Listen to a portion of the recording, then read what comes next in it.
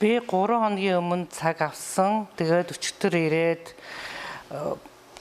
зүрхний бичлэгээ хийлгэлээ. Хонуудаа бүгдийг харууллаа. Цусны шинжилгээ, сессэн шинжилгээгээ өгчлөө. Эмэгтэйчүүдийн эсийн шинжилгээ авч байна. Тэгээд өнөөдөр өглөө ирээд хотоодоо дурандуулаад амжлаад.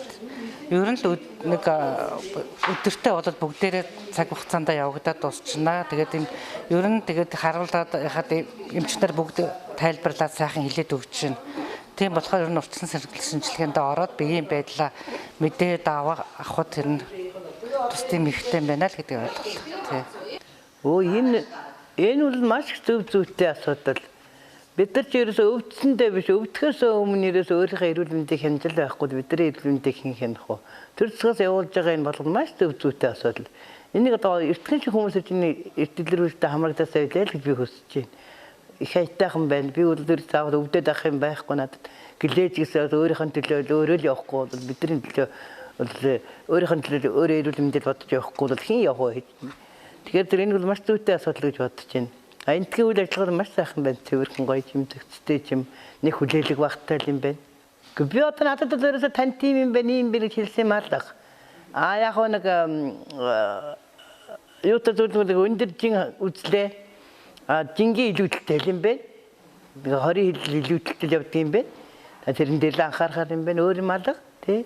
Бусад шинжилгээнд өгөөд явсан одоо энэ хотоодны дорнд нь орох гэж байж байна. Ийм л байна. Хангалуун байна. Би бол энэ дээр бол өөрөө тийм нэг яах юм алга. Нэг жоохон стритэж нэг жоохон хүлээсмэлтэй нэг жоохон бухимдах юм алга юм. Яг л 50 сайхан байна энд. Жилээд зарим ч амбалтаар эмдгээр явж байгаа үед харагдаж хүмүүс нэг бодоход очрлоо бухимдаад хүлээлгтэй ингээл байдаг. Тийм юм бол энд алга. Зүгээр цаг дараалалаар ороод харин би улсад би одоо мэдээлэл өгье. Энийг одоо би бас хамруулъя. Нөгөө тэр өөрийнхөө орчин сууц улсуудаа хэлье. Их айтайхан юм байна. Та нар элтгэж очиод тэнтэй очиод нэг үзүүлж харуулад нэг шинжилгээ өөрийнхөө онцгойг мэдээд авчаач. Энэ заавал өвдсөн хойноо тэгсэндээ явахтай биш. Бид нар ч одоо тэгэл цавал хийвэл даралт ихлээр даралтны юм ууж гин.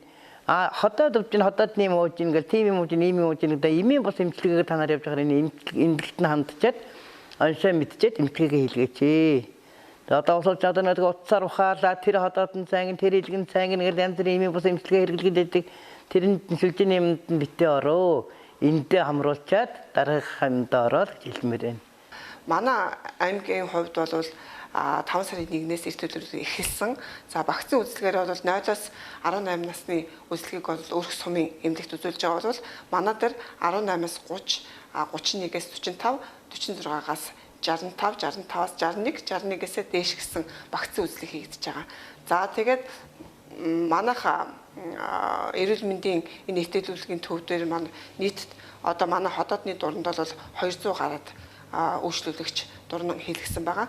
За үүнээс бас илүүлэг дээр бол хоол суулгах замын шархлаад өвчнүүд. За зөнгөлтөнд тохиолдох насны хувьд бол нэг 41-ээс 61 насны хүмүүст бол энэ шархлаад өвчин тохиолдож байгаа. За нийт ард иргэдийн хамрагт бол сүүдийн 6-7 сараас бол илүү их төлхөө хамрагдаж байгаа. За яг анхаарал татсан өвчлөл бол одоохондоо илрээгүй. За шархлаад өвчнүүд бол хотоодны шарах, улаан хоолой шарах өвчнүүд бол илэрч байгаа. За энэ дээрс дэлгэрүүлгээ хийгдчихэд дараагийн өвчний учир амбулаторийн эмчээс, дотрийн эмчээс зөвлөгөө авахыг тухайн үйлчлүүлэгч зөвлөд гаргаж байгаа. Засгийн газрын тогтоолоор ихэлсэн. Тэрнээс хойш манай аймгийн хувьд болохоор одоогийн байдлаар яг дэмжих төвөр нийт үйлчлүүлсэн хүний тав 3580 орчим бол байгаа.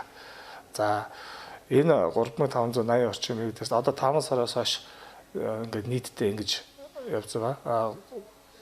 Энэ 3580 орчмоос бол маш олон төрлийн эмгэгүүд маш олон төрлийн өвчнүүд бол энэ эрт илрүүлгийн хамрагдсанараа илэрч байгаа гэж одоо ерөнхийдөө их үр дүнтэй ажил гэж харж байгаа.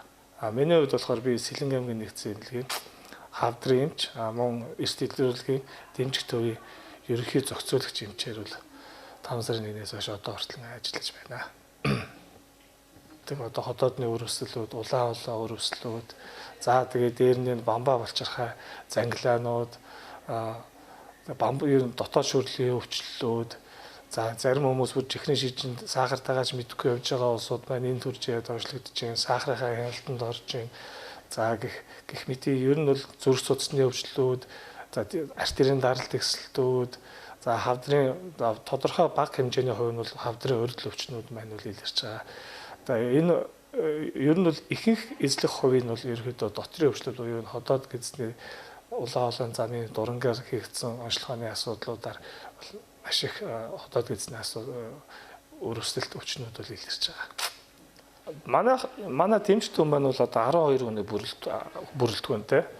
За угтагч, үйлчлэгч, тэгээд бүртгэлийн ажилтан, шинжилгээний багц эмэгтэйчүүдийн шинжилгээ авах эмч эдэргээд нийлээд ерөөхдөө 12 хүний дурангийн эмч, хэвлэлийн яханы эмч, зүрхний цахилгаан бичлэг гэдэг нийт 12 хүний бүрэлдэхүүнтэй ажиллаж байгаа. Анх эхлэхэд бол бид нар бас жоохон хүндрэлтэй байсан. Тоног төхөөрөмж маань байхгүй, тоног төхөөрөмж маань ирдэггүй.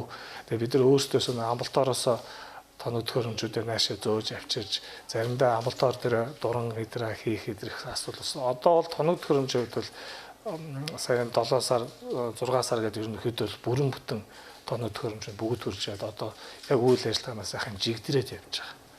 Ер нь бол 12 хүний бүрэлдэхүүнтэй ажиллаж байгаа. За зүрх судасны эмч, за тэгээд ходоодны дурангийн эмч, ходоод улаан улаан дурангийн эмч, хэвлэлийн яханы эмч, яханы эмч маань болохоор бамбаа болчихраа хөхний яхагаа давхар харчин. За тэгээд би бол нөгөө эцсийн байдлын дүгнэлт Монголиол шивэх гэх мэт ерөнхий үйл ажиллагаа хариуцаад дүгнэлтээ бичээд явж байгаа. Ингээд дөрөв эмчтэй одоо үйл ажиллагаа хийж байгаа. Үлдсэн хүмүүс маань бүртгэлийн ажилтны совилогч, туслах совилогч гэдэг өөрчлөгч гэмэт юм хөтөж гэдэг юм бүрэлдэхүүнтэй 12 хүний бүрэлдэхүүнтэй ажиллаж байгаа. Насны бүх бүлгүүд хамрагдаж байгаа. За 18-аас 30-наас за хамгийн их айгүй сайн хамрагддаг бүлэг маань болохоор 41-ээс 60 насны багцын бүлгийн иргэд маань бол маш сайн юу хамрагддаг. Хамгийн бага хамрагддаг иргэд маань 18-аас 30 насны залуучууд маань ер нь их сайн хамрагддаггүй гэх юм да. Тэгэхээр бид нар энийг юу гэж боддог вэ? Боломжтой бол энэ залуучууд эртхэн дээрээс хамрагдаж жил болгоо нэг ерөнхийдөө өөрийгөө биелүүлээд энэ эрт илрүүлэг урсгал сэргийлэх хүслэгээр хамрагдаад явах юм бол өөрсдөд нь бол маш их хэрэгтэй юм байна гэж хэлмээр. Тэгээд сумдуудаас маань бас иргэдээ сайхан ирүүлвэл. Тэгээд бид нэг цагаа товлоод бүх юмудаа үйл ажиллагаанд жигдрээ төлөвлөгөө гаргаад явчихдаг байхгүй. Одоо бол бүх юм сайхан жигдрээд хин юу их нь тодорхой, яах нь тодорхой, иргэн яах нь тодорхой, бүх юм сайхан тодорхой болсон. Одоо бол үйл ажиллагаа маань маш сайхан жигдрээд явж байгаа. Манай эмнэлгийн хувьд болохоор бид нар өөрсдийнхөө нэг интервал цагаа гаргаж агаад нэг хүн дээр хэд орчим минут зарцуулах гэдэг үзээд ерөнхийдөө бол хоногтоо бол 20-оос 25 иргэн аавал ер нь их боломжтой байна гэж өөртөө хүчин чадалтай тохируулан гэж гаргасан байгаа. Тэгээд зарим нөхцөлд заримдаа бол иргэд маань өөртөө захиалга өгчөөд ирдэггүй тохиолдлууд бас их байна. За дээр нь манайдлын зүгээс бас асуудлууд байна. Яг л хүний нөөцийн хомсдолтой жишээ нь дурангийн эмчэд ганцхан эмчтэй. Тэгээд дурангийн эмч маань бас амруул хэцүү, өвдүүл хэцүү гэх мэт ийм асуудлууд бол хүний нөөцийн асуудлууд бол бас байдаг. Дээр нь манай сумдуудаас маань бас иргэдийн наашаа бас их хамруулаар юм шиг надад санагдаж байгаа.